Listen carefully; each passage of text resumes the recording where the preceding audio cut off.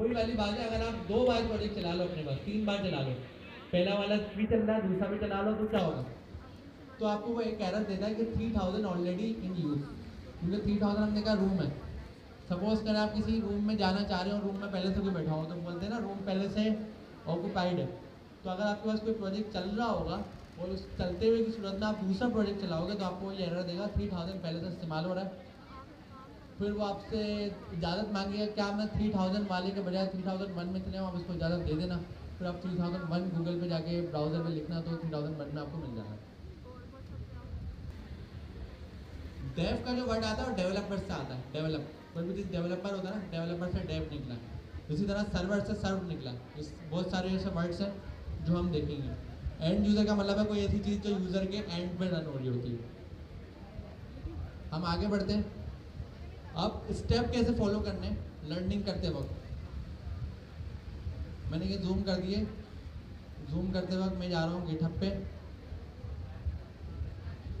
आप लोगों ने जब घर जाएं पढ़ने के लिए सबसे पहला काम करें github.com खोलें।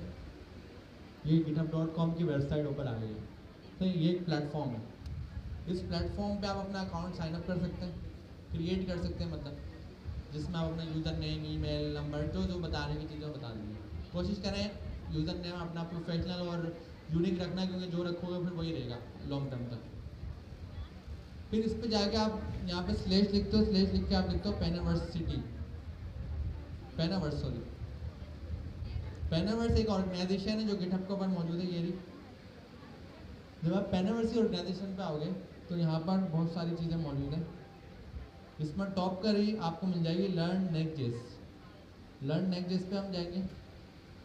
जब लर्न नेक्स्ट.जेएस पे जाएंगे ऊपर का यूआरएल देखेंगे, तो यूआरएल कुछ ऐसा आ रहा है github.com/penaverse/learn-next.js। अगर आप डायरेक्ट यूआरएल भी टाइप करें जब भी खुल जाएगा, अगर ढूंढते हुए आना है तो इस तरीके से आप आ जाएंगे। इस पे जाना सबसे ज़रूरी है, क्योंकि जितनी भी चीज़ें आपको क्लास में पढ़ाई जाएंगी अगले 3 महीने 4 महीने में, वो सब चीज़ें यहाँ पर डॉक्यूमेंट हैं। तो इन केस आपसे कोई टॉपिक मिस हो जाता है, टॉपिक 3 वजह से आपका मिस होगा। पहली वजह, सपोज करें आप बैठे में, आपके बराबर वाले ने आपसे कोई सवाल करा, अब आपने बोला जवाब दे देता हूँ, सवाल कर रहा है, अब आपने उसको जवाब देने के चक्कर में जो हम यहाँ टॉपिक पढ़ा रहे हैं वो आपसे मिस हो गया। ऐसे मिस हो सकता है। अब आपको बात पूरी समझ ही नहीं आई, अब आप परेशान, यार मेरे तो बात समझ नहीं आई, क्योंकि मैं तो बड़ा वाले को समझा रहा था, वो बड़ा वाले को भी नहीं आई क्योंकि वो आपकी बात सुन रहा था। दूसरी मिस होने की वजह ये होती है कि आप छुट्टियाँ कर कर आएँ, या आप पढ़ नहीं रहे, आप वो फोकस नहीं कर रहे, आप बैठे बैठे आपकी आदत है मोबाइल खोलना, इंस्टाग्राम स्क्रॉल करा, वापस रख दिया, फिर ओपन करा, फिर रख दिया, फिर ओपन करा, फिर रख दिया, आपका फोकस डाइवर्ट हो रहा है, तो आपको टॉपिक समझ नहीं आ रहा। तीसरा, अगर आप घर जाकर प्रैक्टिस नहीं कर रहे, चीज़ों को नहीं समझ रहे, कॉन्सेप्ट क्लियर नहीं कर रहे, क्लास में सवाल भी नहीं कर रहे, पार्टिसिपेट भी उस लेवल पे नहीं कर रहे जो करना चाहिए, और इंपॉर्टेंस नहीं दे रहे, तो भी आपको टॉपिक समझ नहीं आ रहा। इसके अलावा कोई भी वजह है तो आपको बात तो एटलीस्ट समझ आ रही। लेकिन एक चीज़ समझें कि जो समझने आने वाला आपका कंटेंट है, कुछ कंटेंट ऐसा होता है जो पहली बार में समझ नहीं आता कभी भी। जैसे कि जो मैंने आईपी, नेटवर्क, इन चीज़ों के नाम लिए, ये सब सारे तुक्के हैं। पहली बार में इसके कॉन्सेप्ट माइंड में डाइजेस्ट नहीं होंगे, समझ रहे हैं? सिर्फ कॉन्सेप्ट बताओ, हाँ आईपी है, नेटवर्क है, नेटवर्क पे पोर्ट है, बस ये, इसके पीछे क्या साइंस है ये समझ नहीं आएगी, पहली बार में नहीं होता डाइजेस्ट, तो कोई मसला नहीं है। पहली बार में जो हमारी जो चीज़ है इंपॉर्टेंट वो है हेलो वर्ल्ड। अगर हेलो वर्ल्ड हो गया तो मतलब आप अप टू द मार्क हैं। नेक्स्ट.जेएस की जितनी भी क्लासेस हम आपको पढ़ाएंगे, 20% से ज़्यादा समझ नहीं आता जिसका नॉन आईटी बैकग्राउंड है, उसको नहीं आता 20% से ज़्यादा समझ, क्योंकि इतनी सारी चीज़ें चल रही होती हैं, तो वो कैसे समझेगा। 20% समझ में आ रहा है, इसका मतलब आप अप टू द मार्क है क्लास में। जो आईटी बैकग्राउंड वाले लोग हैं उनको 50-60% समझ में आना चाहिए, वरना तो वो आईटी बैकग्राउंड से नहीं है, गलत बता रहे हैं। आगे बढ़ रहे हैं हम। नेक्स्ट.जेएस का ये हेलो वर्ल्ड हमारे पास हो गया है। अब हम थोड़ा सा फोल्डर स्ट्रक्चर देखते हैं। फोल्डर स्ट्रक्चर हम देखेंगे थ्रू द हेलो वर्ल्ड, इसका जो प्रोजेक्ट है। हम पहले यहाँ पे गए थे स्टेप नंबर 00 पे, इसमें हेलो वर्ल्ड पे गए थे। रैपिडली मैं रिपीट करा रहा हूँ, जब हम हेलो वर्ल्ड पे जाते हैं, डॉक्यूमेंटेशन पे जाते हैं, तो यहाँ पर सारे स्टेप लिखे हुए हैं। इस स्टेप में पहली चीज़ है नोट.जेएस की इंस्टॉलेशन, VS कोड की इंस्टॉलेशन। उसके बाद एक फोल्डर क्रिएट हो रहा है, उस फोल्डर के अंदर कमांड प्रॉम्प्ट ओपन हो रहा है, उस कमांड प्रॉम्प्ट में ये कमांड लगेगी। ये सारा हम देख चुके हैं। सिर्फ ये कमांड है, सिर्फ कॉपी पेस्ट से भी काम हो जाएगा। नीचे इन्होंने कुछ एसेंशियल स्टेप बताए। इस एसेंशियल स्टेप्स के अंदर कोई कोड लिखा गया है, हम भी ये कोड लिखते हैं और देखते हैं कि क्या हुआ है। मैं प्रोजेक्ट की मेन डायरेक्टरी में जा रहा हूँ, जो VS कोड आपके पास है। इस VS कोड के बाद इतनी सारी डायरेक्टरीज और फाइल्स हैं। ये डायरेक्टरी और फाइल्स बॉयलर से आई हैं, मतलब मैंने नहीं बनाई है, बनी बनाया डाउनलोड हुआ। अब मुझे जो जाना है, मुझे SRC की डायरेक्टरी ढूंढनी है। अगर प्रोजेक्ट क्रिएट करते वक्त आपने SRC पे यस करा था तो आएगी, नो करा था तो नहीं आएगी। मेरे केस में मैंने यस करा था तो SRC की डायरेक्टरी यहाँ पर आ गई। SRC के बाद जो मुझे डायरेक्टरी ढूंढनी है वो है ऐप। अगर आपके पास SRC नहीं शो हो रही तो ऐप शो हो रही होगी डायरेक्ट। अगर SRC शो हो रही है तो SRC के अंदर ऐप शो हो रही होगी। मतलब ऐप तो आपको मिलेगी कहीं ना कहीं, या तो SRC के अंदर या विदाउट SRC। जब आप ऐप के अंदर जाएंगे तो यहाँ पर आपको बहुत कुछ मिलेगा। इसमें जो हमारे काम की चीज़ है वो है page.tsx। page.tsx तो हमने एक फ़ाइल ढूंढ ली, हम ये समझ गए कि फाइल हमारे काम की, इतनी सारी फाइलों में। तो आप अपने प्रोजेक्ट में गए, प्रोजेक्ट में आपने जाके SRC ढूंढी। अगर SRC मिल गई तो उसमें ऐप ढूंढी। अगर ऐप मिल गई उसमें जाके आपने कौन सी ढूंढी? page.tsx टाइप स्क्रिप्ट XML, इसका फुल फॉर्म है, एब्रीवेशन है। तो page.tsx जब आपने ओपन करी तो यहाँ पर अब हम काम करेंगे। तो इन शॉर्ट आपने ऐप डायरेक्टरी ढूंढनी है और उसके अंदर जाके page.tsx ओपन करना है। जब आप page.tsx ओपन करते हो तो ये मेन्यू हटा देता हूँ। इसमें काफ़ी डेटा पहले से लिखा हुआ है जो शायद समझना मुश्किल होगा पहली बार में, क्योंकि ये कोड हमें कैसे समझ आएगा। हमारे पास एक आसानी वाला स्टेप है, वो स्टेप है हम इसको सारा मिटा दें, सब मिटा दें। तो मैंने यहाँ Ctrl A करा और मिटा दिया। अभी हो गया बिल्कुल ब्लैंक, एम्प्टी। अब मैं रेपो पे जाता हूँ। रेपो पे हम किस स्टेप में थे? रेपो में हम मौजूद थे स्टेप नंबर 00, जिसका नाम था स्टेप 00 हेलो वर्ल्ड। ऊपर आपको नज़र आ रहा होगा। अच्छा, ये मेरे पास से हट तो नहीं रहा।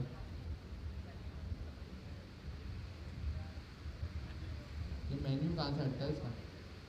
रूम का हट गया।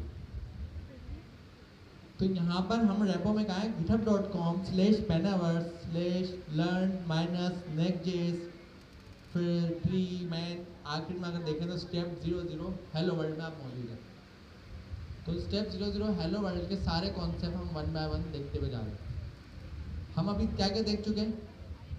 Node.js डाउनलोड होगा, फोल्डर क्रिएट होगा, फोल्डर के अंदर जाना है, CMD ओपन करना है, CMD में कमांड रन करनी है। ये हम कर चुके हैं।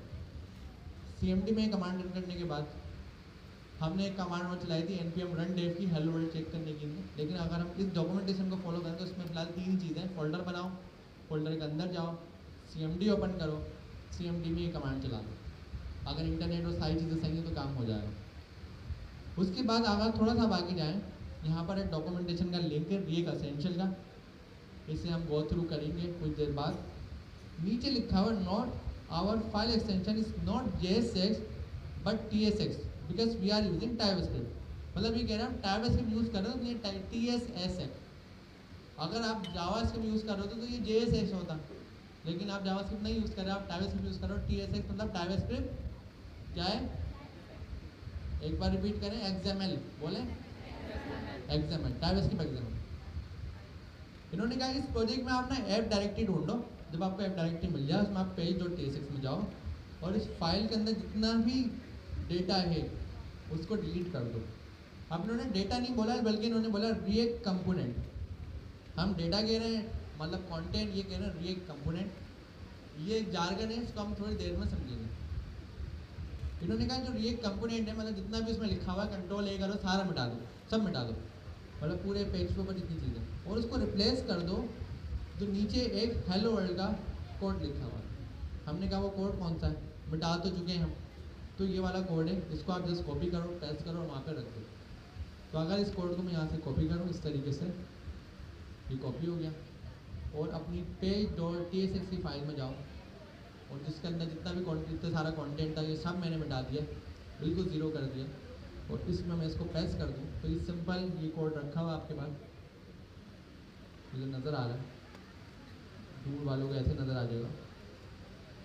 ये जो कोड आपको मिल रहा है इसको अगर हम रीड करें, अब सब लोगों का काम है इस कोड को रीड करके ना इसको थोड़ा सा समझने की खुद ब खुद कोशिश करें कि ये कोड क्या है, मतलब इसमें क्या हो रहा होगा, क्या चीज़ें, फंक्शन बना हुआ है, एक्सपोर्ट लिखा हुआ है, जो टाइपस्क्रिप्ट के कॉन्सेप्ट आपने पढ़े थे Q1 में, कौन सा कॉन्सेप्ट कहाँ पर मैच हो रहा है। तो अपने लिए सिर्फ अपने माइंड तो कहानी चेंज है। यहाँ इन्होंने पहले पैरेंथेसिस बनाए, पैरेंथेसिस मतलब स्मॉल ब्रैकेट छोटे वाले, उस पैरेंथेसिस के अंदर इन्होंने मार्कअप लिखा हुआ है, हाइपर टेक्स्ट मार्कअप मतलब HTML लिखा हुआ है। तो आप ये सोच रहे होंगे यार अगर ये टाइपस्क्रिप्ट है, थोड़ी देर के लिए टाइपस्क्रिप्ट बोलते हैं, जावास्क्रिप्ट है, मतलब बात तो एक ही है। तो जावास्क्रिप्ट में अगर मैं जावास्क्रिप्ट को जाके पढ़ूँ, थोड़ा सा रीड करूँ और देखूँ, जावास्क्रिप्ट में तो HTML नहीं लिखते, HTML तो लिखने का तरीका अलग होता है। तो ये जावास्क्रिप्ट के अंदर HTML को लिखती। अब दो नॉलेज है जिसके बारे में मुझे जानना है, दो सवाल हो गए। पहला सवाल क्या था, H कैपिटल क्यों बनाया भाई, क्योंकि हमने कहा छोटी छोटी चीज़ों को इग्नोर नहीं करना, कोई ना कोई वजह है उसके पीछे, सवाल आ गया। दूसरा सवाल ये आया कि रिटर्न के आगे भाई कोई वेरिएबल लिख देते, कुछ और लिख देते, ये पैरेंथेसिस बना के HTML को लिखिए, और ये काम हमें समझ आ गया। दो सवाल हो गए। तीसरा ऊपर एक्सपोर्ट डिफॉल्ट लिखा हुआ। अगर आपने मॉड्यूल्स अच्छे से पढ़े थे टाइपस्क्रिप्ट में तो आपको पता है एक्सपोर्ट डिफॉल्ट का मतलब है कोई और फाइल इसको एकदम मॉड्यूलर अपने पास इस्तेमाल कर सकती है, इंपोर्ट कर सकती है। तो ये एक्सपोर्ट हो गया, मतलब कोई और इसको अपने पास इंपोर्ट कर सकता है। सही है। ये वाला कोड बड़ा सिंपल है, अभी हमने कॉपी पेस्ट करा है, अभी हम चला के देखते हैं। फिर ये दो सवाल हमारे माइंड में आए हैं, इसका जवाब ढूंढ लीजिए। तीसरा सवाल क्या है, नहीं कंसोल तो अलग कॉन्सेप्ट है, कंसोल को कभी भी मिसमैच ना करें, कंसोल अलग कॉन्सेप्ट है, कंसोल तो अभी भी लगाना चलेगा। फंक्शन कॉल भी नहीं हो रहा है। अच्छा एक और चीज़ देखें, फंक्शन कॉल भी नहीं हो रहा, फंक्शन सिर्फ बनाया, कॉल नहीं करा है। सही है। अब इसका मतलब कॉल वाला काम अभी हमने नहीं करा है। अब तीसरा सवाल आपके पास जब आएगा जब मैं कोड रन करूँगा। मैं कोड रन करने जा रहा हूँ, मैं अपने ब्राउज़र ढूंढता हूँ, ये रहा ब्राउज़र। ये दो चीज़ें मुझे नहीं मिली हैं। पहली बात, ब्राउज़र को मुझे लोड करने की ज़रूरत ही नहीं पड़ी, वरना हम जब भी चेंजेस करते थे दोबारा से जाके क्या करते थे, कंपाइल करके हम दूसरा काम क्या करते थे, चेंजेस को देखते थे। और यहाँ पर मैंने ब्राउज़र का पेज रीलोड तक नहीं करा, मतलब वहाँ जाके मैंने सिर्फ चेंजेस लिखी हैं, VS कोड के अंदर डेटा सेव कराया है, वो मेरा काम था सेव करवाने का। ब्राउज़र पे जब मैं आऊँ मैंने रीलोड तक नहीं करा, इसने खुद ब खुद मुझे हेलो वर्ल्ड दिखा दिया। तो एक इन्फॉर्मेशन आ गई कि अगर मैं यहाँ पर कुछ हेलो वर्ल्ड की जगह थर्सडे क्लास कर रहा हूँ, थर्सडे क्लास, अब ऊपर देख रहे हैं गोल सा वाइट आ रहा है, वाइट निशान आ रहा है ऊपर, इसका मतलब क्या होता है, ये फाइल सेव नहीं होगी। Ctrl+S से मैंने सेव करा। अब मैं सिर्फ ब्राउज़र पे जा रहा हूँ और देखें कोई रीलोड नहीं कर रहा, इसने खुद ब खुद थर्सडे क्लास कर दिया। तो हमें इसके फीचर्स मिल रहे हैं कुछ। एक फीचर क्या मिला है, ये तो रीलोड खुद कर रहा है, जिसको हम बोलते हैं, इसका नाम सुन लें, इसको बोलते हैं हॉट रीलोड। क्या बोलते हैं, हॉट रीलोड। मतलब ये खुद से रीलोड करता है, हमें करने की ज़रूरत नहीं पड़ती। हम डेटा चेंज करते हैं, डेटा को यहाँ पे ब्राउज़र पे रीलोड कर देता है। हमारी आसानी के लिए बार बार रीलोड करते हैं, परेशान होते हैं, 10 बार चेंज करते 10 बार रीलोड करते हैं। तो हॉट रीलोडिंग से हमें थर्सडे क्लास मिल गई। लेकिन एक और कॉन्सेप्ट हम कह रहे हैं कि जब आपने होम का फंक्शन यहाँ बनाया, क्रिएट करा, आपने इसको कॉल थोड़ी करा, तो बगैर कॉल है वही चल कैसे गया, इसके अंदर लिखा हुआ डेटा वहाँ शो कैसे हो रहा है। तो तीसरा सवाल आ गया कि बगैर कॉल हुए हुए चल कैसे रहा। तीन सवाल आ गए। कैपिटल पहला था, H कैपिटल क्यों है, दूसरा क्या था, HTML क्यों लिखी हुई है, तीसरा क्या था, बगैर कॉल करे चल कैसे रहा। अब हमने कहा हो सकता है इसने पहले से लिखा हो, होम कॉल करा हो, नाम चेंज करते हैं, नाम चेंज करते हैं, पता लग जाएगा ना, हो सकता है तेज है वो, मतलब पहले से होम को कॉल करा हो, उसको पता हो कि हम कभी बनाएंगे। हम कहते हैं नाम कुछ और रखते हैं, हम नाम रखते हैं थर्सडे। अब हमने कहा ये तो एक ऐसा नाम है, ये तो उसने नहीं लिखा होगा ना। थर्सडे का मैंने T कैपिटल करा, क्योंकि मेरे माइंड में सवाल था कि पहला लेटर कैपिटल था, तो अब भी मैंने कॉपी करा, मतलब ये समझ लो कि उसको फॉलो करा जैसे वो चल रहा था, अपनी तरफ से कोई एक्सपेरिमेंट नहीं करा। अब मैंने इसको सेव कर लिया। अब मैं आऊँ अभी भी है, मैंने उसको रिलोड कर लिया, जब भी फंक्शन यहाँ, इसका मतलब कोई ना कोई मैकेनिज्म है जो मेरा फंक्शन कॉल कर रहा है, उसको मेरा नाम फंक्शन का कैसे मिल गया, उसको कैसे पता मैंने फंक्शन का नाम थर्सडे लिखा है, पहले मैंने होम लिखा, उसको ये भी पता था। अगर मैं यहाँ पे आके टी को स्मॉल कर देता हूँ, मैंने कहा ये भी ट्राई करते हैं, कैपिटल क्यों है पहला लेटर, टी को स्मॉल कर दिया, ब्राउजर पे जाते हैं, अभी भी सब चल रहा है। इसका मतलब फ़र्क नहीं पड़ा स्मॉल करने से, लेकिन फ़र्क पड़ेगा जब आप चलाएंगे इसको आगे जाके, बहुत सारी जगहों पे हम इसको देखेंगे, फ़र्क पड़ेगा। अब इसकी ना कुछ कन्वेंशन है, कुछ बेस्ट प्रैक्टिस है, और बेस्ट प्रैक्टिस ये बोलती है जब भी आप कोई कंपोनेंट बनाते हो तो उसका जो नाम है उसका पहला लेटर लाजमी कैपिटल लिखते हो।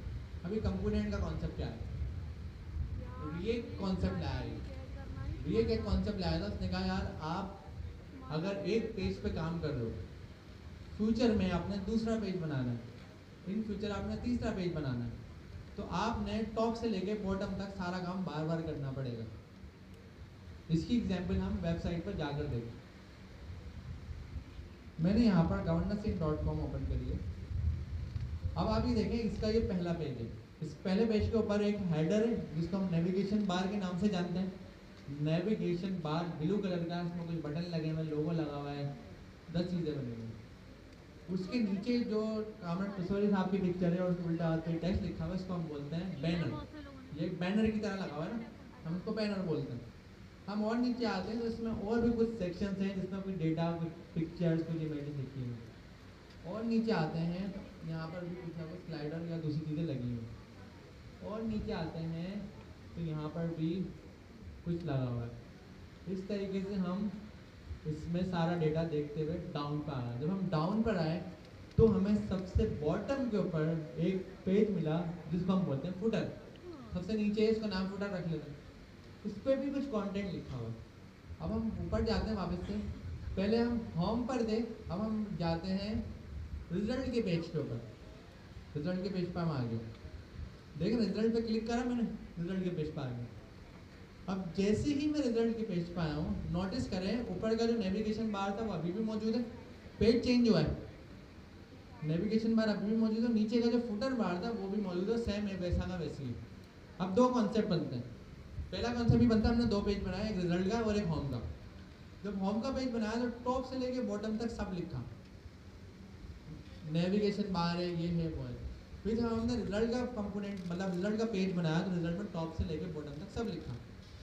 यहाँ पर एक सवाल है, एक्सपोर्ट की डेफिनेशन ये थी, पहली बात एक्सपोर्ट डिफॉल्ट एक फाइल में एक ही हो सकता है, एक से ज़्यादा नहीं हो सकता, सही है। तो जब एक हो सकता है तो जब हम उसको मंगवाते हैं तो हम उसको किसी भी नाम से पुकार सकते हैं। अगर मैं बोलूँ इस क्लास के अंदर एक ही पंखा है, उस पंखे का नाम है उस पंखे का कोई भी नाम रखना, टॉम नाम है उस पंखे का, सही। अगर आप नाम चेंज करके भी बोलेंगे ये जो पंखा है जिसका नाम जेरी है, तो बात तो एक ही पंखे की हो रही है ना। तो एक्सपोर्ट डिफॉल्ट में जो फिलोसफी निकली थी, उन्होंने ये कहा था कि जब आप एक्सपोर्ट डिफॉल्ट करोगे तो एक फाइल में एक ही होता है, एक से ज़्यादा नहीं हो सकता। तो जो उसको इंपोर्ट करने वाला है वो उसको किसी भी नाम से इंपोर्ट कर सकता है, समझ रहे हैं। अब आप ये समझें कि आपने अपने दोस्त, आप दुबई में बैठे हुए, आपने हवाला से अपने घर वालों को पैसे भेजे, सही है। जब आपने अपने घर वालों को पैसे भेजे, एक ही बंदे के थ्रू आपने पैसे भेजे। अब जो हवाले वाला बंदा आपके घर पर आया, उसने कहा भाई आप दोस्त होगा आपका कोई, सही है, दोस्त होगा दादा, वो दोस्त आपके घर पे आया, उसने कहा कि आपके बेटे ने ये मुझे दुबई से पैसे भिजवाए। अब वो बोले जो दुबई से पैसे भिजवाएं, पैसे भिजवाने को या वो बोले सामान भिजवाया, कोई भी चीज़ बोले, भिजवाया तो एक ही बंदे ने ना। वो किसी भी नाम से ये बोले कि ये आपके बेटे ने भिजवाया, आप समझ जाएंगे कि क्या है, क्योंकि आप उनके जो जिसका पैसे आए हैं उसको पता है कि उसने पैसे भिजवाए, या उसने जो भी चीज़ भिजवाई है एक ही बंदे ने भिजवाई है, तो कॉन्सेप्ट नहीं है। लेकिन अगर 4-5 लोग चीज़ें भिजवाएं तो फिर हमको पता होना ज़रूरी है कि किसने क्या भिजवाया। तो जब एक आ रहा होता है तो एक को आप किसी भी नाम से पकड़ सकते हैं, आपको टेंशन नहीं है। तो जब एक्सपोर्ट डिफॉल्ट था तो ये जो कंपोनेंट यूज़ करने वाला है जो नेक्स्ट जेस या रिएक्ट है, जिसका हम अभी थोड़ी देर में देखेंगे, रिएक्ट है वैसे वो, उसने क्या करा है, उसने इसको किसी भी नाम से कॉल करा है। अब आप यहाँ पे 10 नाम लिख दें, यहाँ पे ABC लिख दें, उसको टेंशन ही नहीं है, क्योंकि उसको पता है एक्सपोर्ट डिफॉल्ट है, वो किसी भी नाम से उसको कॉल करेगा। तो जो कन्वेंशन है, कन्वेंशन क्या होती है, कन्वेंशन का मतलब क्या होता है, रूल, असूल, और क्या होता है, चलो देखते हैं। कन्वेंशन मीनिंग उर्दू में देखते हैं।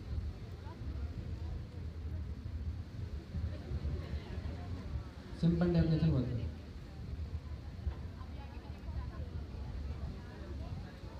नहीं ये डेफिनेशन नहीं,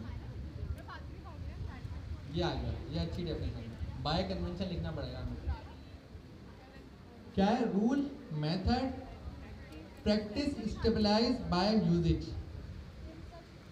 सही है। तो इसका मतलब क्या हो गया? प्रैक्टिस स्टेब्लिश बाय यूजेज या रूल या कोई मेथड। तो जब हम एक काम बड़े लेवल पे कर रहे होते हैं तो हम कन्वेंशंस बनाते हैं ताकि सब लोग उस रूल्स को फॉलो करें, कुछ और गलत काम ना करें। जैसे कि कन्वेंशन है, आप लोग स्टूडेंट हैं, स्टूडेंट है ना। अब मैं आप लोगों को जब भी पुकारूंगा स्टूडेंट्स कहूँगा, मैं खुद भी स्टूडेंट हूँ क्योंकि हर कोई तालिबे इल्म है। तो ये रूल्स होते हैं ये इसलिए बनाए गए ताकि आसानी हो काम करने में। तो नेक्स्ट जिसने कन्वेंशन बनाई, एक रूल बनाया, नेक्स्ट जिसने कहा कि आपका जो भी चीज़ मेरे पास एक्सेप्ट होगी, मतलब मैं उसको पढ़ लूँगा, उसको देखूँगा, वो होगी page.tsx में। मतलब अगर आपने page.tsx में जो चीज़ रखा ना तो उसको मैं समझ जाऊँगा कि आप मुझे कंपोनेंट दे रहे हो, उसको मुझे पढ़ना है, ये आपका मेन कंपोनेंट होगा। तो page.tsx में आपका जो भी कंपोनेंट होगा, कौन सा कंपोनेंट होगा? मेन वाला। वो समझ जाएगा ये इसका हेड है, ये इसका मेन है, सबसे इंपॉर्टेंट चीज़ है, तो उसको मुझे पढ़ना है। अगर यहाँ पे मैं नाम चेंज करता हूँ, page.tsx के बजाय abc.tsx करता हूँ, देखिए क्या होगा। देखिए नाम रीनेम कर दिया मैंने, page.tsx को abc कर दिया और इसको यस कर दिया। अब देखें मैं जैसे ही ब्राउज़र के पेज पे जाऊँगा क्या होगा, देख रहे हैं? ये कह रहा भाई आपका पेज तो मुझे मिल ही नहीं रहा। मैं कह रहा हूँ पेज तो रखा हुआ है। मैंने उसकी कन्वेंशन खराब कर दी। उसकी कन्वेंशन थी कि page.tsx अगर टाइपस्क्रिप्ट यूज़ कर रहे हैं, JSX अगर जावास्क्रिप्ट यूज़ कर रहे हैं। सही है, हमारे केस में टाइपस्क्रिप्ट। तो मैंने देखिए यहाँ पे ABC करा, उसने उसको पढ़ने से इनकार कर दिया। इसका मतलब वो अपने पास उसने एक तरीका बनाया हुआ कि page.tsx में जो डिफॉल्ट एक्सपोर्ट वाला कंपोनेंट है उसको वो इस्तेमाल कर रहा है। एक सवाल का जवाब क्लियर हो गया? तो यहाँ पर हमने लिखा page.tsx। अब हमने यस करा, अब आ जाएगा पेज वापस हमारा। अब हमारा पेज वापस आ गया। एक कन्वेंशन सीख गए page.tsx की, ये बनाना जरूरी है, इसके बगैर वो रीड नहीं करेगा। सही, कंपोनेंट भी बना लिया, सारा काम हो गया। अब हम कह रहे हैं हमें नॉन डिफॉल्ट कंपोनेंट बनाना है। एक तो डिफॉल्ट कंपोनेंट, एक है नॉन डिफॉल्ट, जिसको डिफॉल्ट एक्सपोर्ट नहीं करना। तो सपोज करें यहाँ पर मैं बना लेता हूँ, मैं नीचे आता हूँ या ऊपर आता हूँ, एक फंक्शन बनाता हूँ। फंक्शन का नाम लिखता हूँ माई नेम, एम कैपिटल लिखा क्योंकि हमने कहा रिएक्ट का स्टैंडर्ड प्रैक्टिस है कि कंपोनेंट का पहला लेटर कैपिटल है। सही है, माई नेम लिखा, मैंने कैमल केस यूज़ कर लिया आसानी के लिए। और मैं क्या कर रहा हूँ, फंक्शन को कॉल कर रहा हूँ, ब्रैकेट लगा रहा हूँ, ये सिंपल फंक्शन है। रिटर्न लगाया, हमने एक चीज़ सीखी थी, रिटर्न में हम क्या लिख सकते हैं, HTML। तो रिटर्न के आगे मैंने पैरेंथेसिस का ब्रैकेट लगाया, HTML में मैंने क्या लिख दिया, H1। HTML लिखने का तरीक़ेकार होता है कि आप इस तरीके के एंगल ब्रैकेट ओपन करते हैं, उसमें H1 लिखेंगे, फिर एंगल ब्रैकेट को स्लैश के साथ क्लोज करते हैं, उसमें H1 लिखेंगे। तो HTML अगर किसी ने नहीं पढ़ी तो उसको ये थोड़ा सा प्रॉब्लम होगी कि क्या लिखा हुआ। इसको हम देख लेते हैं थोड़ा सा टाइम निकाल के। इसमें मैंने लिखा अमीन आलम। सही, मैंने फंक्शन बनाया माई नेम का, उसमें मैंने अमीन आलम H1 में लिख दिया। अभी भी हमें ये क्लियर नहीं है रिटर्न के अंदर HTML कहाँ से आ गई। अभी हम बस लिख रहे हैं, हमें बस बताया गया, हम उसको फॉलो कर रहे हैं बगैर जाने। अब मुझे बताया, अगर मैं जाके पेज देखूंगा तो उस पर अमीन आलम लिखा हुआ होगा, यस और नो। नो वाले कितने, यस वाले, ठीक है। तो आपने कहा अमीन आलम लिखा हुआ होगा, यस वालों ने की कहा है ना। अब मैं जाके पेज दिखा देता हूँ, कोई ना कोई एरर आया ना अमीन आलम लिखा हुआ है। ये कॉन्सेप्ट है कि फंक्शन को जब तक इस्तेमाल नहीं करोगे वो फंक्शन किसी काम का नहीं। तो फंक्शन को हमने बना तो लिया, इस्तेमाल नहीं करा। अगर ये एक्सपोर्ट डिफॉल्ट वाला फंक्शन होता तो जावास्क्रिप्ट जो है उसको क्या करता, मतलब रिएक्ट जो है उसको खुद पढ़ लेता, क्योंकि रिएक्ट ने एक्सपोर्ट डिफॉल्ट को रीड करा हुआ। अगर मैं इसके पीछे भी एक्सपोर्ट डिफॉल्ट लगा दूँ, देखिए मैं यहाँ पे एक्सपोर्ट डिफॉल्ट लगा दूँ, तो ये मुझे एरर देगा कि आप एक फाइल में 2 एक्सपोर्ट डिफॉल्ट नहीं लगा सकते। देखिए एरर आ गया, इसमें क्या एरर में क्या है, can not declare export variable default duplicate function implementation. क्या आप 2 बार एक्सपोर्ट डिफॉल्ट नहीं लिख सकते। अब मैं नीचे वाले से मिटा देता हूँ, है ना, नीचे वाले से मैंने मिटा दिया, ऊपर वाले पे लिखा हुआ, ठीक है। नीचे वाला रिमूव कर दिया, ऊपर वाले पे लिख दिया। अब मुझे बताएं क्या लिखा आएगा, अमीन आलम आएगा, थर्सडे क्लास आएगा, अमीन आलम आएगा, क्योंकि एक्सपोर्ट डिफॉल्ट उसके साथ लिखा हुआ, ठीक है। हम वापस गए, अब देखा अमीन आलम लिखा हुआ है। एक्सपोर्ट डिफॉल्ट की खासियत समझ आ गई कि जिसके साथ होगा वही चीज़ प्रिंट होगी, जिसके साथ नहीं होगा प्रिंट नहीं होगी। अब मैं इसको वापस बैक करता हूँ, अब क्या प्रिंट होगा, थर्सडे क्लास, क्योंकि एक्सपोर्ट डिफॉल्ट अब ABCDF के साथ लिखा हुआ, थर्सडे क्लास प्रिंट होगा। यहाँ तक कोई सवाल किसी का? फ्रेगमेंट का मतलब तो शॉपर ज़्यादा हो जाएंगे, महंगी है शॉपर। आपने कहा मुझे दोनों शर्ट भी चाहिए और मुझे चाहिए भी सिंगल, मतलब सिंगल में लटका के ले जाओ, दो ना हो, और मुझे पेरेंट वाले टेंशन से भी बचना है। आप उन्होंने कहा तो हो नहीं सकता। फिर एक फ्रेगमेंट का कॉन्सेप्ट निकाला उन्होंने कहा, एक तरीका दोनों को हम छोटी सी डोरी से बांध देते हैं। अब आप उसको एक ही समझे हैं वो दो, लेकिन दोनों की जो बंदी है वो दोनों अलग होंगी नहीं। ये फ्रेगमेंट आ गया। देखा जाए तो वो एक ही काउंट हो रहा है, 2 काउंट नहीं हो रहा है। तो एक ही शॉपर तो एक है ना, शॉपर के अंदर आपने 10 शॉपर रखनी, उससे क्या लेना देना। तो यहाँ पर डिप एक ही है, उस डिप के अंदर आपने जो भी चीज़ चाहे बनाया, आपको टेंशन ही नहीं। उसकी रिक्वायरमेंट पूरी हो गई, मुझे पेरेंट एक चाहिए, रिक्वायरमेंट पूरी कर लिया, हम उसको जिस तरीके से भी कर सकते हैं। जैसे कि आप एयरपोर्ट पे जाते हैं लगेज लेके एरोप्लेन में, अब एरोप्लेन में आपको कहते हैं लगेज आपका इतने केजी का अलाउ है, और वो बोले एक ही लगेज अलाउ है, तो आप क्या करेंगे? एक ही लगेज में सारा सामान डाल देंगे ना। आप 2 लगेज लेके जाएंगे, मना कर देगा कि यार 2 तो अलाउ ही नहीं है, एक ही लगेज अलाउ है इतने केजी का। अब आप बोलेंगे नहीं मैं 10-10 केजी के 2 लाऊं, आप वो कहेगा 20 केजी का एक अलाउ है, आप कहेंगे मैं 10-10 केजी के 2 लाऊं, तो वो ले लेंगे एयरपोर्ट वाले, क्योंकि उनकी रिक्वायरमेंट में था कि 20 केजी का एक अलाउ है। अब आप 2 ला रहे हो तो 2 में से 2 नहीं लेके जा सकते, चाहे वो 20 केजी बन रहा है।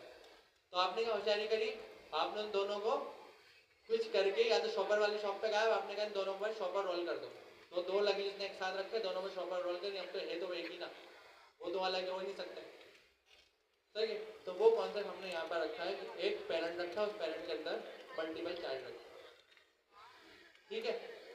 इन केस अब आपके केस में क्या, आपने कहा मैं पेरेंट लगेज लूंगा तो लगेज भी मुझे खरीदना पड़ेगा। अगर आप एक और 2 लगेज थे 10-10 किलो के, अब एयरपोर्ट ने कहा हमें एक लगेज चाहिए, आपने एक बड़ा लगेज खरीदा और बड़े लगेज में 2 लगेज रख दिए। अब आप यहाँ पे आपको प्रॉब्लम हो रही है कि क्यों मैं बड़ा लगेज लेके उसमें रख रहा हूँ। आपने दोनों को ऐसे जोड़ दिया कि वो दोनों है भी और लग भी एक रहे, तो वो फ्रेगमेंट का कॉन्सेप्ट है। यहाँ पर देखिए फ्रेगमेंट आ गया है 2, लेकिन वो आपने एक साथ रख दिया। तो फ्रेगमेंट और ड्रिफ्ट दोनों कॉन्सेप्ट आपको मिल गए। कंपोनेंट आपका यहाँ पे बन गया, तैयार हो गया, जबरदस्त चल रहा है। अब मैं कुछ बिगनर्स हमारे जो स्टूडेंट्स हैं उनसे मुखातिब हो जाते हैं। यहाँ पर एक डायरेक्टरी बनाते हैं। मैंने एक फोल्डर बनाया है, उस फोल्डर का नाम लिखा है बेसिक्स। बेसिक्स के फोल्डर के अंदर मैं गया हूँ, रिपीट कर रहा हूँ, और 3 मिनट 4 मिनट बाद मैं एक मीटिंग में जाऊँगा, फिर हम ब्रेक ले लेंगे। डी डायरेक्टरी में मैं आया हूँ, इसमें मेरे पास एक कोड डायरेक्टरी होती है, मेरे केस में, आपके केस में नहीं होगी। मैंने एक बेसिक्स के नाम से फोल्डर बनाया है, इसमें एक और फोल्डर मैं बना रहा हूँ HTML के नाम से, या इस HTML के अंदर मैं क्या हूँ, यहाँ पर मैं ऊपर CMD ओपन कर रहा हूँ, CMD के अंदर मैं कोड स्पेस डॉट लिख रहा हूँ। ये सारे वो बेसिक काम जो हम बार बार करते हैं, इसमें कोई भी नया नहीं था।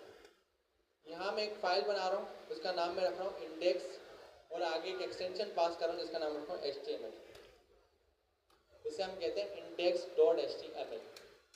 .html से क्या फ़ायदा होगा, जब भी कोई आएगा इस फाइल को पढ़ेगा, उसको पता होगा इस फाइल के अंदर HTML लिखी हुई है, सही है। ये .html का मतलब होता है कि आपने एक फॉर्मेट दे दिया, और वो फॉर्मेट से क्या फ़ायदा हुआ, आने वाले को पता हुआ इसमें रखा हुआ है। ये मशीन को बताने की नहीं होता। मशीन को क्या पता आपने फाइल में क्या रखा, तो मशीन को बताने की नहीं, मैंने फाइल में HTML रखी है, मशीन बोलती है आप आखिर में डॉट करके उसका नाम बता दो, मैं समझ जाऊंगी ये रखा हुआ है। अब इसमें जो पहला हम काम करेंगे वो करेंगे, इसके अंदर हम लिखेंगे H1। H1 कैसे लिखते हैं, ब्रैकेट ओपन करा, क्लोज करा, ये होता है एंगल ब्रैकेट, इसके अंदर मैंने H बंद करके लिखा है।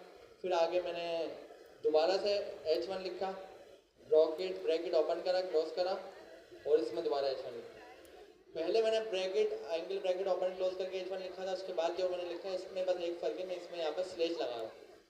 क्लोज वाले में हमें स्लेश H1 लिखना है और ओपन वाले में हमने खाली H1। ब्राउजर ओपन है, इस पर मैं ओपन कर रहा हूँ github.com। github.com आपके पास एक प्लेटफॉर्म है, जिस तरीके से आपके पास एक प्लेटफॉर्म है गूगल ड्राइव के नाम से। ये गूगल ड्राइव मैंने ओपन कर ली। कितने लोगों को गूगल ड्राइव के बारे में नहीं मालूम कि क्या है ये नहीं मालूम, आपको भी नहीं पता गूगल ड्राइव हमारे पास गूगल की तरफ से जब हम अकाउंट बनाते हैं, आप कभी भी कोई भी एंड्रॉयड मोबाइल परचेज करते हैं, ये आपको कहता है गूगल का अकाउंट जब होगा तो ही आप इसको चलाएंगे, रन करेंगे, ठीक है। तो जो आपका गूगल का अकाउंट होता है उस पर आपको एक ईमेल मिलती है, जीमेल का नाम आपने सुना होगा, ईमेल का नाम सुना होगा। उस ईमेल के साथ साथ वो आपको कुछ और चीज़ें भी देता है, जिसमें से एक चीज़ का नाम है गूगल ड्राइव। गूगल ड्राइव का मतलब होता है आपके पास एक स्टोरेज है, उस पर आप अपने पिक्चर्स रखें, अपनी वीडियोस रखें, अपना डेटा रखें, और वो आपके पास हमेशा सेव रहेगा जब तक आपके पास ईमेल का पासवर्ड और ईमेल मौजूद है। सही है, वो सब सेव रहेगा, हमेशा कहीं नहीं जाएगा।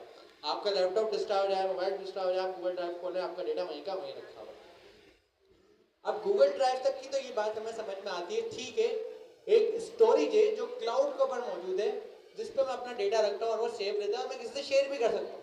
इस पर शेयर का भी एक ऑप्शन होता है कि गूगल ड्राइव पे मैंने इमेजेस रखी, हम सब लोग किसी ट्रिप पे गए, ट्रिप पे बहुत सारी पिक्चर्स हमने कहाँ पे क्लिक करी, अब सब मुझसे लिंक मांग रहे हैं, पिक्चर दो, मैं इतने सारे लोगों को पिक्चर कहाँ से दूँ।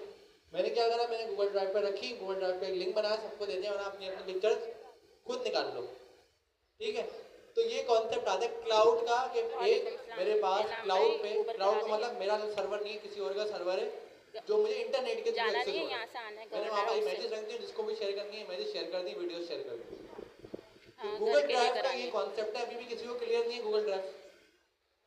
शादी करा दे, कोई भी करा दे, गूगल ड्राइव समझ में आ गई। अब हम कहते हैं हम तो डेवलपर हैं, हमारे पास पिक्चर्स वीडियोस थोड़ी होती है, हमारे पास तो कोड होता है, हम तो कोडिंग करते हैं। तो क्या कोई ऐसा भी प्लेटफॉर्म मौजूद है जिस पर हम कोड रख के किसी को लिंक शेयर कर सकें, दिखाने के लिए भाई ये काम करें, या दो लोग मिलके एक कोड पे काम करें तो वहां पर कोड रख सकें शेयरिंग के लिए। व्हाट्सएप से थोड़ी भेजूंगा मेरा ये कोड है व्हाट्सएप पे। तो वो हमारे पास प्लेटफॉर्म का नाम है गिटहब। ये भी क्लाउड पर स्टोर होता है गूगल ड्राइव की तरह, बस चेंज किया है, ये स्पेसिफिक बनाया है कोड के लिए, इस पर आप अपना कोड रख सकते हैं, शेयर कर सकते हैं। तो मैं github.com पे आया, जब मैंने देखा इतनी काम की चीज़ है, तो यहाँ पर मैंने अपना एक अकाउंट क्रिएट करा, और जब मैंने यहाँ पर अपना अकाउंट क्रिएट करा तो मेरे नाम से ये अकाउंट आ गया। साइन अप करा, जिस तरीके से आप गूगल पर साइन अप करते हैं, फेसबुक पर साइन अप करते हैं, इंस्टाग्राम पे करते हैं, लिंक्डइन पे करते हैं, इसी तरीके से उस पर भी एक साइन अप होगा। साइन अप होने के बाद आपका इस तरीके की प्रोफाइल आ जाएगी, और वो आप किसी से भी शेयर भी कर सकते हैं। अब मैं यहाँ पर प्योर प्रोफाइल पर अगर आया हूँ तो देखें ऊपर का यूआरएल गौर से देखना, ये देखो ऊपर का यूआरएल क्या आ रहा है, github.com/amin-alam। ये मेरी प्रोफाइल का लिंक है। इस तरीके से आप लोग भी अपनी प्रोफाइल बनाएंगे, उसका लिंक किसी से शेयर कर सकते हैं। अगर आप मेरी प्रोफाइल पाएंगे देखने के लिए कि मैंने क्या क्या करा हुआ है, तो यहाँ पर आपके पास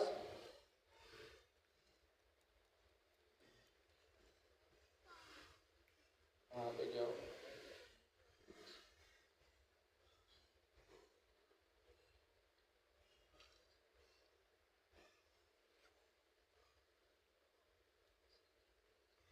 ये मैग्नीफायर, सही मैं जूम करा हुआ था मैंने।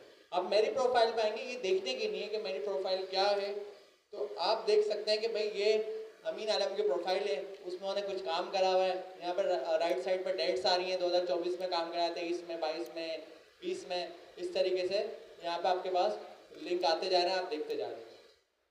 अब इसमें मेरा वो सारा काम रखा हुआ जो पिछले 8-10 सालों में मैंने करा और यहाँ रखा है। मुझे क्या आसानी हो गई, खोएगा नहीं कुछ भी।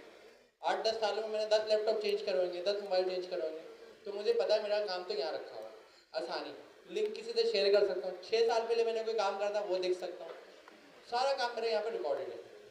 तो ये आपको बेनिफिट हो जाएगा। तो हम अपना काम वहाँ पे कैसे रखते हैं, पहला काम क्या बताया मैंने आपको, प्रोफाइल क्रिएट करनी है, मतलब अकाउंट बनाना। दूसरा काम आपने क्या करना है, जब आप अकाउंट बना लोगे तो आपके पास टॉप के ऊपर एक प्लस का बटन आता है, इस प्लस के बटन पे जाके आप न्यू रेपो क्रिएट कर सकते हो। रेपो मतलब रिपोजिटरी, न्यू रिपोजिटरी क्रिएट कर सकता हूँ। मतलब हमारे लैंग्वेज में समझो आप एक फोल्डर बना लो जहाँ पर आप अपना कोड रखोगे, ये आसानी के लिए। तो जब मैं न्यू रेपो पे गया और न्यू रेपो पे मेरे पास इस तरीके से आया, तो यहाँ पर ये मुझे ऑप्शन देता है कि आप अपनी रेपो का नाम बताओ। भाई किस नाम से फोल्डर बना रहे हो, फोल्डर बनाते हुए भी नाम लिखते हो, तो इसी तरीके से रेपो बनाते हुए भी नाम लिखना। हमने कहा हमारी अच्छी क्लास है थर्सडे, या हम बता देते हैं ये थर्सडे की क्लास है 9 to 12, इस नाम से बनाएंगे हम तो रेपो। या हम किसी और नाम से भी बना सकते हैं, नाम तो कुछ भी हो सकता है। रेलेवेंट हो, यूजफुल हो, पढ़ने वाले को ऐसा ही लगे ABC लिख दिया, सही है। मेरा अपना कोड, ऐसा कुछ नहीं लिखो, बल्कि कुछ अच्छा लिखो, प्रोफेशनल, तो पढ़ने वाले को भी अच्छा लगे। तो हम ये कर देते हैं क्लास कोड, और ये कर सकते हैं GIIC क्लास कोड, तो ये ज़्यादा अच्छा लगता है GIIC क्लास कोड। फिर नाम रेलेवेंट हो, समझ में आ रहा हो, या तो GIIC लिख देता हूँ खाली में, GIIC कोड, या मैं ऐसे लिख देता हूँ, कोई भी नाम आप लिख दिया जो मुझे बेस्ट लगा। नाम लिखने के बाद मेरे पास नीचे डिस्क्रिप्शन का ऑप्शन मौजूद है, मैं डिटेल में लिख सकता हूँ मैं क्या बनाना चाह रहा हूँ। और ये जो ऑप्शन है ये ऑप्शनल है, ये ऑप्शन जो है ऑप्शनल है, मतलब मैं इसको लिखूं या नहीं लिखूं कोई बात नहीं, लिखूंगा तो मेरी आसानी, नहीं लिखूंगा तो मर्जी मेरी। अभी सिर्फ मैंने नाम लिखा है, नाम लिखने के बाद यहाँ पे मैंने देखा पब्लिक क्लिक हुआ, बस मैं पढ़ रहा हूँ उसको, कुछ नहीं कर रहा। यहाँ पब्लिक है, यहाँ पर एक बटन है ऐड अ रीडमी फाइल, मैं इस पर क्लिक कर रहा हूँ। मैंने कहा हाँ मुझे रीडमी फाइल चाहिए, क्लिक कर दिया। तो अगर देखा जाए तो कहाँ गए, प्लस के बटन पे गए, टॉप पे गिटहब पे गए। जब github.com पे गया तो टॉप पे प्लस का बटन था, प्लस पे न्यू रेपो का ऑप्शन था। न्यू रेपो पे जब हम गए तो उन्होंने कहा नाम बताओ, नाम हमने बता दिया। जब नाम बताया तो नीचे हमने देखा एक रीडमी फाइल था, तो हमने इस पर चेक लगा दिया। बस ये दो काम करना।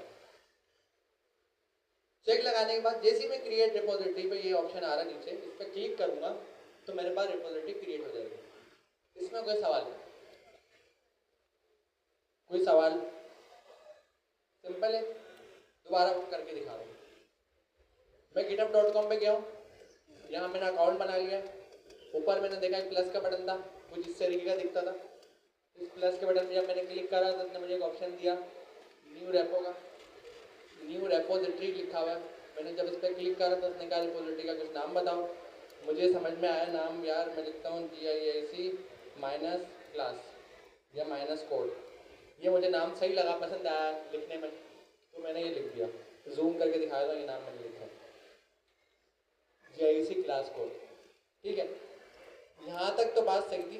फिर मैं थोड़ा सा नीचे स्क्रॉल करता हुआ क्या पढ़ता हुआ, तो मुझे एक और ऑप्शन मिला रीडमी का, मैंने इस पर चेक लगा दिया। जैसे मैंने रीडमी पे चेक लगाया तो सारा काम हो गया। सारा काम होने के बाद मुझे कुछ भी ऐसा नहीं दिख रहा जो करना है। देखा जाए तो दो काम करने, सिर्फ नाम लिखा और रीडमी पे चेक लगा। अब मैं क्रिएट रिपोजिटरी पे क्लिक करूंगा तो रेपो क्रिएट हो जाएगी। इसी बार बता रहा हूँ, github.com पे प्रोफाइल बनाई, ऊपर प्लस का बटन था, प्लस का बटन पे जाके न्यू पे क्लिक करा, एक नाम लिखा, नाम लिखने के साथ रीडमी के ऊपर चेक लगाया, रीडमी में चेक लगाने के बाद नीचे क्रिएट का बटन था, इसके ऊपर क्लिक कर दिया। जैसे ही मैंने इस पर क्लिक करा मेरे पास एक रेपो क्रिएट हो गई। अब इस रेपो में मैं अपना कोड लिख सकता हूँ, रख सकता हूँ और इस्तेमाल कर सकता हूँ। अब वो कैसे रखूंगा, सवाल ये आता है।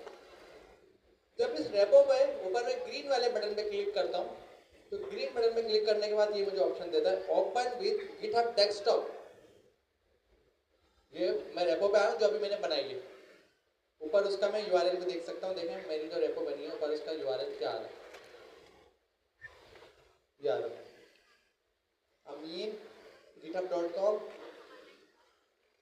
इसको बंद करना पड़ेगा, github.com/अमीन आलम जो मेरी प्रोफाइल थी जो मैंने बनाई है, /GIIC माइनस क्लास कोड जो अभी रेपो थोड़ी देर पहले क्रिएट करी आपको। अब मैं कह रहा हूँ मुझे इस रेपो में कोड रखना है, मैं कैसे रखूँ? कोड तो मेरे लैपटॉप में रखा हुआ है, तो यहाँ पर कोड का बटन है, कोड के बटन के साथ ओपन विद गिटहब डेस्कटॉप का ऑप्शन है। जैसे ही मैं इस पर क्लिक करूंगा ये मेरे लैपटॉप में गिटहब डेस्कटॉप ओपन कर देगा। अब मेरे केस में तो ओपन हो जाएगी, आपके केस में नहीं होगी क्योंकि आपके पास इंस्टॉलेशन नहीं होगी। तो जिस तरीके से आपने VS कोड इंस्टॉल करा था, Node.js इंस्टॉल करा था, इसी तरीके से आप गिटहब डेस्कटॉप भी इंस्टॉल कर सकते हैं। कैसे होता है वो देख लेंगे। हम पहले गूगल पे जाएंगे, हम लिखेंगे डाउनलोड गिटहब डेस्कटॉप। जैसे हमने लिखा, पहला लिंक आया डाउनलोड गिटहब डेस्कटॉप का, पहले लिंक पे गए, download GitHub desktop for Windows, अगर विंडो वाले हैं, मैक वालों के लिए फॉर मैक होगा। जैसे मैं इस पर क्लिक करूंगा ये एक सेटअप डाउनलोड करेगा, उसको डबल क्लिक करूंगा, इंस्टॉलेशन स्टार्ट हो जाएगी। जैसे आप बाकी चीज़ इंस्टॉल करते हैं, वहाँ नोट.जेएस इंस्टॉल करा था आपने, VS कोड करा था, गेम इंस्टॉल करते होंगे, इसी तरीके से ये गिटहब डेस्कटॉप इंस्टॉल हो जाएगा। Once GitHub desktop install, you will open this GitHub desktop. मैं तो यहाँ पे हूँ क्लास में। हाँ क्लास में हूँ। अच्छा, कितनी देर में आ रहे हैं नाम भाई? इसको मैं थोड़ा जूम करके आपको एक्सप्लोर करा देता हूँ, देखिए स्क्रीन में ऐसी दिखती है 749। अच्छा, उसका वो भेज दिया फ़ोन नंबर, इसी वाले नंबर पे भेजते हैं। मैं के इस वाले नंबर पे मुझे भेजते हैं, यही लेकर आती हूँ ना मैं यहाँ। ठीक है, तो नहीं, व्हाट्सएप नहीं है। मैंने आपको थोड़ा सा सर्वे भी करा दिया। हाँ, इसी नंबर पे भेजेगा। चलो ठीक है। अब क्या करना है, ऊपर जाना फाइल में, पहली बार ये वो सारे काम है पहली बार करते हैं। टॉप के ऊपर फाइल आ रहा होता है, सब जगह आता है, कॉमन सी चीज़ है। मैं यहाँ से जूम करके दिखा भी देता हूँ। टॉप के ऊपर फाइल आ रहा है, ऊपर फाइल में जाना है, फाइल में जैसे गए ऑप्शन मौजूद है यहाँ पर, जैसे हम ऑप्शंस के अंदर गए तो यहाँ पर देखें अकाउंट आ रहा है और यहाँ पे मेरा अकाउंट लॉगिन है। आपके केस में आप लॉगिन कर लेना, या हो सकता है जैसे आप गिटहब डेस्कटॉप ओपन करो डायरेक्ट बोले भाई पहले गिटहब लॉगिन करो यहाँ, तो आप लॉगिन कर लेना। लॉगिन करते हुए आप यूज़र नेम और पासवर्ड वही लगाओगे जो आपने गिटहब पे अकाउंट क्रिएट करते हुए यूज़र नेम और पासवर्ड लगाया। एक काम हो गया, गिटहब डेस्कटॉप इंस्टॉल हुआ, उसमें मैंने गिटहब का अकाउंट लॉगिन कर दिया। अब इसको हम बंद करते हैं। बंद करने के बाद हम दूसरा काम देखते हैं। दूसरा काम, आपने वापस से गूगल पे जाना है और एक और टूल डाउनलोड करना है। जिस तरीके से हमें गिटहब डेस्कटॉप डाउनलोड करा, आप इस बार हम डाउनलोड करेंगे गिट डाउनलोड, जस्ट गिट लिखना है GIT। जैसे मैंने डाउनलोड गिट लिखा, पहला लिंक आएगा डाउनलोड गिट का, इस पहले लिंक पे जाएंगे। पहले लिंक के बाद डाउनलोड फॉर विंडो, क्योंकि मैं विंडो यूजर हूँ, मैं डाउनलोड फॉर विंडो करूँगा, एक सेटअप डाउनलोड होगा, एक्जी फाइल में डबल क्लिक करूँगा, जो इंस्टॉलेशन का प्रोसेस है वो पूरा होगा और ये डाउनलोड हो जाएगा। डाउनलोड के बाद वैलिडेट कैसे करें कि डाउनलोड हो गया, नोट.जेएस कैसे वैलिडेट करा था, नोट-v लिख के, इसी तरीके से गिट को हम वैलिडेट करेंगे गिट-v लिख के। तो मैं यहाँ पे CMD ओपन कर रहा हूँ, एक डाउनलोड समझ ले मेरे पास था पहले से, आपके केस में आपने डाउनलोड इंस्टॉल करना है। जब डाउनलोड इंस्टॉल हो जाए, होने के बाद CMD खोलना, यहाँ लिखना गिट स्पेस -v। अगर ये सच में आपके लैपटॉप में इंस्टॉल हुआ है तो आपको वर्जन आ जाएगा, अदरवाइज एरर आ जाएगा। ठीक है, इसका मतलब गिट इंस्टॉल है। दो चीज़ें कर ली। क्या क्या करा हमने, गिटहब पे अकाउंट बनाया, अकाउंट बनाने के बाद एक रेपो बनाई, 2। तीसरा काम क्या करा, गिटहब डेस्कटॉप डाउनलोड करा, 3। चौथा काम क्या करा, गिटहब डेस्कटॉप पे अकाउंट लॉगिन करा, 4। पांचवा काम क्या करा, गिट डाउनलोड करा, 5। छठा काम क्या करा, टर्मिनल खोल के गिट को वैलिडेट कर लिया। अब एक और काम करना है, ये काम को थोड़ा गौर से देखना। कुछ कमांड्स हैं, ये कमांड मैं आपको नोटपैड पे लिख के दिखा रहा हूँ। ये कमांड आपने सिर्फ कॉपी पेस्ट करनी है, गूगल भी करोगे तो मिल जाएंगी। गिट कॉन्फिग -ग्लोबल या -g एक ही बात है, user dot name space quotation, यहाँ पर वो नाम लिखना है जो आपके गिट का यूजर नेम था, गिटहब का। मेरे गिटहब का यूजर नेम था मीन-आलम, तो मैंने वो लिख दिया। दिख नहीं रहा वहां से, अब दिख रहा है।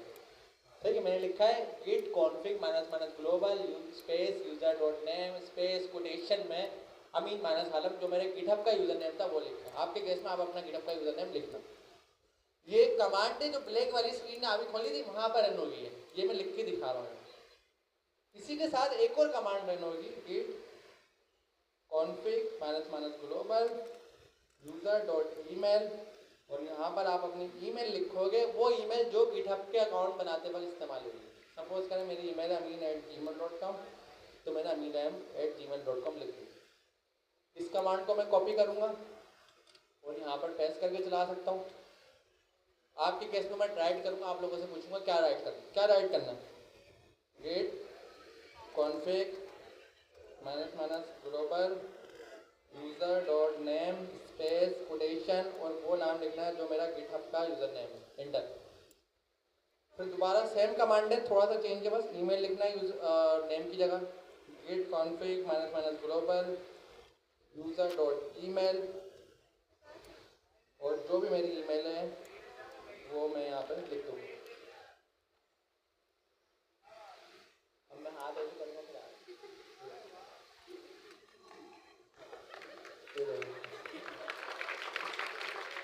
सही है ना, ये थोड़ी देर बाद सुनता है मेरी बात। लिख दिया। दूसरी कमांड में जैसे इंटर करूंगा तो एक कमांड से नेम बताना, दूसरी कमांड से ईमेल। ये मेरी ईमेल गलत है तो उसमें इंटर नहीं करना, मैं आप लोगों से ईमेल क्यों शेयर करूँगा, पब्लिक कर दी ईमेल।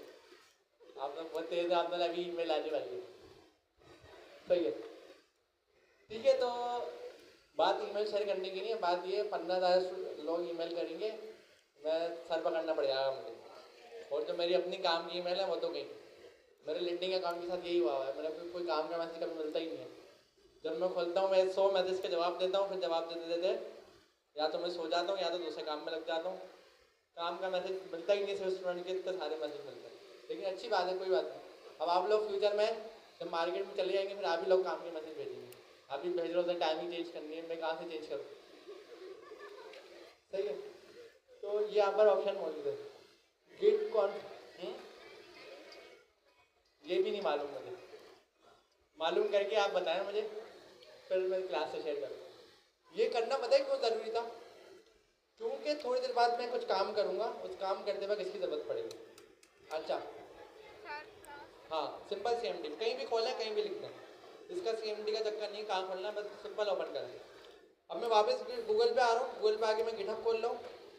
ये गिटहब वही है जो थोड़ी देर पहले बनाई थी, और जब मैंने यहाँ कोड पे क्लिक करा और मैंने कहा मैं गिटहब डेस्कटॉप पे क्लिक करूँगा, ओपन विद गिटहब डेस्कटॉप, तो एक प्रॉब्लम आप लोगों को आएगी जो मुझे नहीं आई, क्योंकि मेरे पास पहले से गिटहब डेस्कटॉप सेटअप है। तो अभी जो मैंने बैकग्राउंड पे चीज़ें बताई हैं वो वन टाइम है, एक ही बार करनी है, मेरे पास हो ही नहीं, इसलिए करने की ज़रूरत नहीं है। तो अगर मेरे नज़दीक देखा जाए तो मैं सिर्फ github.com पे गया हूँ, प्लस पे क्लिक करा है, एक रेपो क्रिएट करिए, उस रेपो क्रिएट करने के बाद इस कोड के बटन पे क्लिक करा है, कोड के बटन पे क्लिक होने के बाद ओपन विद गिटहब डेस्कटॉप का बटन था, ओपन विद गिटहब डेस्कटॉप पे बटन पे जैसे ही मैं क्लिक करूँगा ये गिटहब डेस्कटॉप देखिए पॉपअप देगा, पॉपअप देने के बाद ये गिटहब डेस्कटॉप ओपन कर देगा। अगर जो चीज़ें मैंने बताई हैं वो आप कर लें तो आपके पास भी इसी तरीके से गिटहब डेस्कटॉप ओपन हो जाएगा। हो गया, गिटहब डेस्कटॉप ओपन हो गया। अच्छी बात क्या है, गिटहब डेस्कटॉप जब ओपन होगा तो यहाँ पर देखें 3 नॉलेज आपको दिखाएगा। ये पहली नॉलेज नहीं अभी करती हूँ, ओपन कर रही हूँ स्टूडियो कोड। हाँ अच्छा ठीक है, मैं बता रही हूँ। दूसरा यहीं पर ऑप्शन देगा शो इन एक्सप्लोरर, यहीं पर ऑप्शन देगा व्यू ऑन गिटहब, सारे ऑप्शन आपको यहीं पर देगा। अब एक्चुअली ना मेरे पास एक चीज़ कम आई है, मैं इसको बंद करके दोबारा करके दिखा रहा हूँ। मैं अपनी रेपो पे गया जो अभी क्रिएट करी थी, कोड पे गया, ओपन विद गिटहब डेस्कटॉप पे गया, यहाँ पर ओपन गिटहब डेस्कटॉप आया, ओपन गिटहब डेस्कटॉप